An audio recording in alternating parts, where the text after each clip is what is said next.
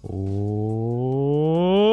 up, everybody? Coach Mills here, coming at you with a brand new Valorant video. And in this video, we got to break down patch 2.0 episode 2 agent tier list. Now, there have been a ton of huge movers. A new agent is being added, new nerfs, new buffs, and the meta, as you know, is going to dramatically change in an instant. So make sure you watch this video into the end so you know exactly what agent is good, bad, or freaking broken. But go to the GameLeap website so that you have in-depth advanced guides from a top 100 Radiant player over every single one of these agents, with Yoru advanced VOD reviews coming soon. But without further ado, let's jump into this agent tier list. Now, before we get into the tier list, let's talk about the huge movers. So first, Yoru is going to be added, and he is incredibly strong by all accounts, and it's incredibly good, even a hard counter to Sentinels, especially Killjoy and Cypher, so those are going to go down a little bit if he is actually a legitimate meta contender, but I'm going to place him in the list at the very end. Now, Omen got nerfed, but the big question is, how weak is he actually with the nerfs that he received? And Brimstone got super buffed, so is he the best new agent? These are all the questions that we're going to answer, so let's kick it off with the S tier. Now, starting it off with the top of S tier, we have none other than Yoru. Just kidding. I told you I was gonna place him at the end. Come on, man. The top of the S tier is actually super buffed Chad Brimstone. Now, Brimstone got a super cast stim beacon, he got a cheaper molly, and he has smokes that not only go farther so he can use them defensively far better, but he has smokes that last 19.25 seconds. Brimstone basically went from one of the bottom of the barrel characters to actually probably one of the best characters in the entire game, and really, with Omen being nerfed, he actually might just take his spot just like that as the best, most picked character in the entire game, and as such, we are legitimately putting him at the top of the S tier. Now, if you want to learn everything that you can to master Brimstone, we just did a Brimstone breakdown and guide, so check that out in the previous videos. But the next character that is going to be joining Brimstone in the S tier is none other than Jett. Now, Jett is still incredibly powerful, one of the most proactive characters in the entire game, and she is undoubtedly the best AWPer period, which is still a substantial part of the meta. Just because there's a new kid on the block doesn't mean that Jett is going to see any less pick rate. In fact, I think that Jett is primed to see even more pick rate, as every time we see the pick rate of tournaments, Jett's pick rate just gets increased and increased and increased. Now, between Jett and Reyna, these two characters are actually having the most amount of split pick rate, and specifically ranked, because these two characters can have a lot of solo impact, but Jett in particular is a character that not only sees a giant amount of ranked play, but in pro play, she is just one of the pivotal characters that can get in, get that pick, get out, and set up these really aggressive dash plays that combo really well with other flash-based characters, specifically characters like Breach. Now, moving on to the next two characters that we have in S tier, it's actually two different characters because they typically see pro play on different maps. Even if it's a giant amount of pro play on the maps they do see play on, and it's Sova and Raze. Now, both these characters are amazing for different reasons, and they actually are also primed to see even more play going forward. Specifically, Sova is an amazing character for that information gathering ability, and he does so without relying on things like trapwire and turret and things like that that can be hard countered by a new agent that just came out. But even more than that, Sova is just a character that is essential to the meta, and he has been for quite some time, and it doesn't look like that's changing. And the only map that he doesn't see substantial play on is none other than Split, which Raze sees a giant amount of play on. So these characters combined basically have a 100% pick rate, but usually these characters are going to be overlapping or taking the spot of each other. Now, Raze is typically seeing a 100% pick rate on Split because of her ability to contest, rushes, and take space so effortlessly with not only her boom bot, but her satchels as well. And the thing is, there's an ever-growing list of flash-based duelists that do something that are kind of similar to each other that overlap, especially with the new addition of Yoru, but Raze Raze does something very unique in the dueler slot with her proactive and defensive AoE abilities, just like Jett does something very unique in the dueler slot as well, and these other characters are actually going to get knocked down. Characters like Reyna and Phoenix, where they can be replaced by other characters that do similar things. Now moving on to the A tier, these are characters that are still going to have a legitimate place in certain compositions and most likely are going to still be a big part of the meta going forward.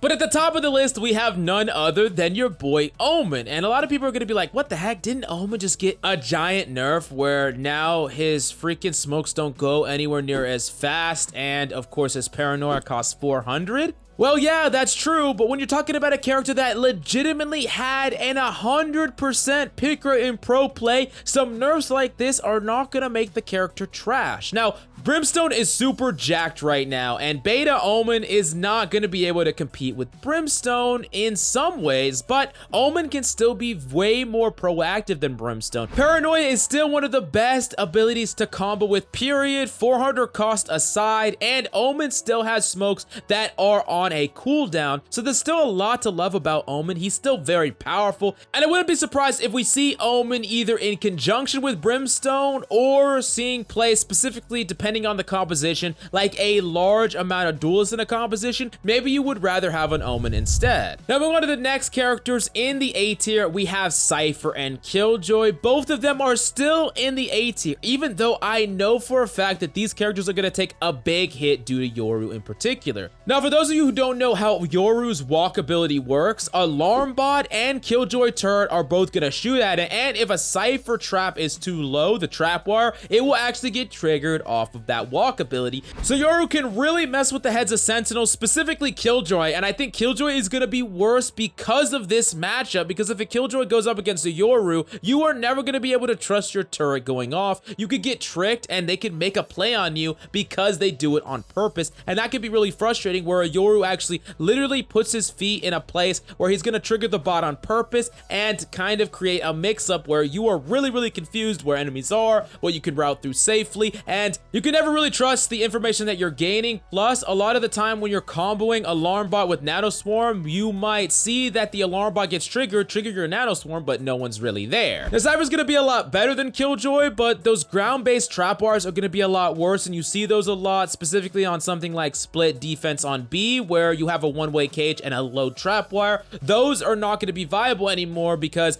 Yoru can just send the walk through, and then all of a sudden that actually triggers the trap wire, and then of course Jett could always dash through it. So there are a lot of things that could just completely ignore your trap wires, not to mention Raze who can clear it out. So if you're thinking about a combination of these characters, they really can pressure out a Cypher very well. Now I know for a fact that these characters are still going to have a legitimate place in the meta, but you should keep an eye on the intricacies between the matchups between Yoru and a lot of the other characters that are primed to see more play. Now moving on to the last character that I wanted to talk about in the A tier, we have none other than Breach, who just barely made it into the A tier if I'm being honest. Now when it comes to aggressive based ability combos, Breach is second to none, and Breach plays extremely well with other duelists, specifically Jett, to set up these aggressive based plays. And if Omen sees a decrease in pick rate, you really want a character that can set up these proactive plays, and Breach is going to be your main man for that job. Now we're going to have to wait and see what the new compositions look like and if there is space for Breach in those compositions, because the slots are getting harder and harder to justify certain characters for.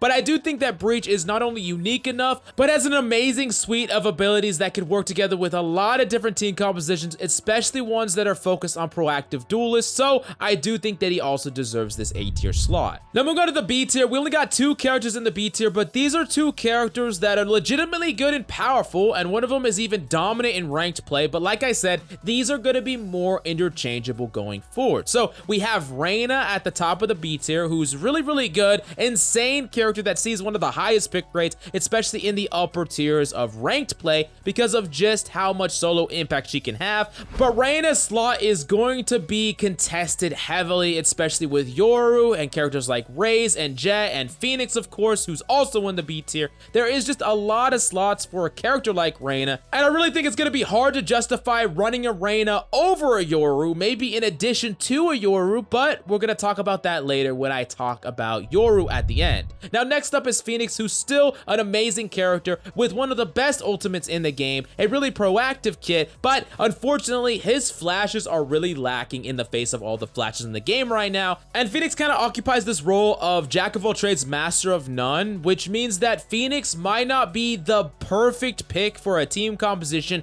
in a pro team that really wants to practice and execute ability combos and doesn't rely necessarily on the individual skills of players, but rather the role that that character can fill. That being said, Phoenix is still an amazing character that I wouldn't be surprised sees a fair bit of pick rate, but I do not expect him to reach the levels of some of the upper characters in the A's or the S tier pick rate. Now moving on to the C tier, these are characters that do have a lot of potential, but they haven't quite filled their potential in pro play, and we're gonna have to wait and see where things shake out from here to see if these characters are going to be legitimate contenders or they're going to be characters that are left behind from the sea of ever-growing characters in the game. So we have Sage and Skye. Let's take them one at a time. First up, we got to talk about Sage, who is still legitimately good and has a really high win rate in specifically ranked play. But the problem with Sage is while she has a very powerful ultimate and really good individual abilities, it's just really hard fitting her in any given team comp, and her largest natural counter is actually Raze, who is really amazing on a lot of the maps that Sage would be good herself. And while that doesn't mean Sage won't see any play, because she does see pro play, and I think she's going to see a decent amount of pro play, I don't know if the kit that Sage brings to the table is enough to justify her over all the crazy either Sentinel options in particular in Killjoy and Cypher, the many duelists you have to choose from, the initiators, or even having double controller in Brimstone and Omen. It's really hard when you're getting all the way down the list to justify a Sage in any given team comp. Now yes, Skye's a character that is at the bottom of C tier, but I still think that Skye is very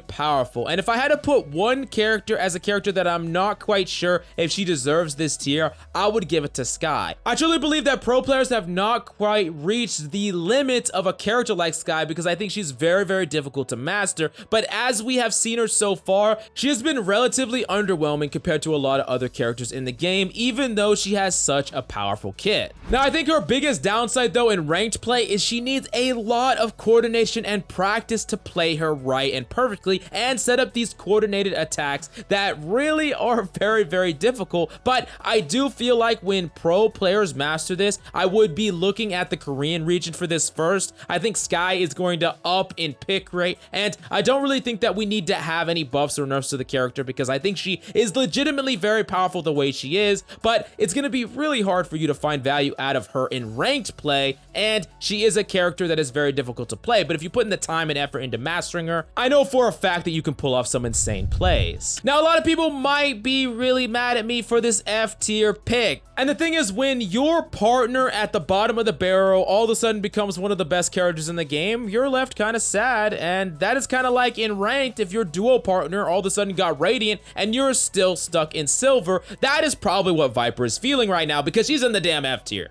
Now there's really only one thing that Viper is better at than just about anyone, and that is a retake strategy. Viper is very good at that strategy, but it's simply not enough to justify her as a controller pick. And we already talked about in many videos how you cannot play her as your primary controller because she cannot do what you need a controller to do, which is block off the long, powerful sight lines when you are playing attack, specifically things like Heaven. Viper cannot do that, and you need a controller who can. So you would always be playing her in the Sentinel slot, which we talked about again and again, how heavily contested all these slots are becoming, and it's just really impossible to justify running a Viper. The thing is, with Brimstone being so powerful, the next character that you would default to is someone like Omen, and why would you ever want to pick Viper opposed to Omen or Brimstone together? Because I understand maybe before you picking Viper because you needed double smokes in a hypothetical scenario where you really wanted to run that composition, but in no world would you ever want to pick Viper over either of the two other agents, and I couldn't see picking Viper over either of the two Sentinels. In fact, even Sage, why would I want to Viper over a Sage either. Viper is unfortunately in that F tier, and we've been asking for buffs to Viper over and over and over again, or even a rework, and I hope we see that soon, because I love some aspects of Viper's kit, but there are just certain things that she cannot do that really need to be addressed, or she can never live up to that controller role that we want her to live up to. Now, last but certainly not least, we have Yoru, where a lot of people are talking about just how overpowered Yoru is. And while we do agree that Yoru is incredibly powerful, we do not think he's gonna be like 100% pick rate, top of the meta,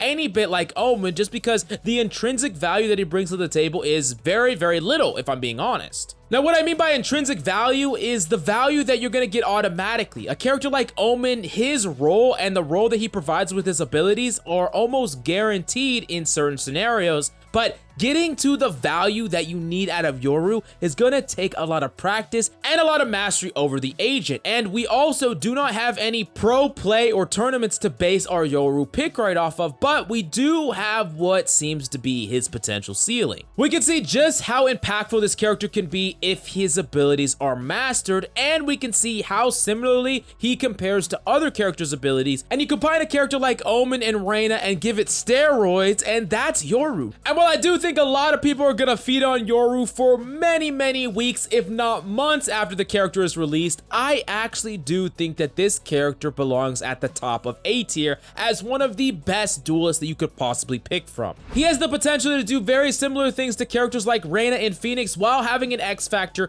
being the legitimate best lurker in the game, because lurking is always viable when you are playing Yoru. A lot of times lurking becomes less or more viable depending on if the enemy has flank checkers or utility with things like Killjoy and Cypher, but because you're playing Yoru, where you have a teleport where you can teleport around utility, you have your feet where you can distract utility, you have so many different ways to play around and create or force through these lurks that no other character can compare to, and the enemies are always going to be on their toes. Not to mention Yoru could be really good at opping with his teleport. Yoru has the potential to be absolutely dominant, and we're gonna have to wait and see how many players can actually reach those high levels of impact. Is it going to be something that is only available to the top of the top players, or eventually are the majority of players going to be able to play Yoru in a way that still gets more value than easier to play duelists like Reyna and Phoenix? But as usual, I really want to know your opinion on Yoru, and if you agree or disagree with this tier list in the comments down below. But go to the GameLeap website for in-depth advanced VODs over every single one of these agents, including in-depth Yoru guides coming soon by a top 100 Radiant player. So do yourself a favor, go check it out in the links down below. But thank you so much for coming by. That's all I got for you today. I love yo faces, and I'll see you tomorrow.